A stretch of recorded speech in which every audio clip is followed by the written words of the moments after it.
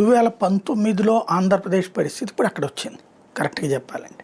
కాకపోతే ఆంధ్రాలో 2/3 వచ్చింది, అక్కడ అత్యవసర వచ్చింది.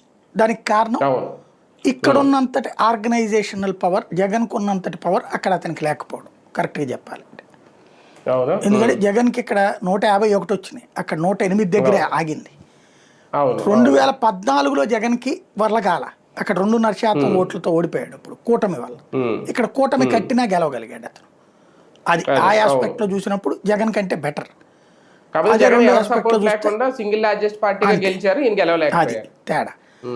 బేసిక్ గా ఏంటంటే ఇక్కడ విజయ్కి సంబంధించినంత వరకు విజయ్ పాజిటివ్ ఓటు అందులో ఖచ్చితంగా ఉంది, అది 15%. మిగతా 20% కూడా anti government, anti opposition. Anti government, anti opposition. వీడు కాకపోతే వాడు, వాడు కాకపోతే వీడు అనినే నడుస్తున్నది అక్కడ ప్రభుత్వాలు. అది విరక్తి చెందేశారు అక్కడ పబ్లిక్. ఈ ఇద్దరిలో మార్పు తేవట్లేదు వీళ్ళిద్దరు కూడా. క్రమంగా ఇప్పుడు ఉద్యోగాలకేం ప్రాబ్లం లేదు, నడిచిపోతున్నాయి.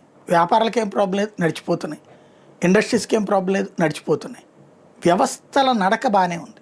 సమస్య ఎక్కడ వస్తుందంటే వర్క్ పరంగా. అంటే గవర్నమెంట్ దగ్గర మనం ఏదన్నా పని జరుగుతుందా అంటే సామాన్య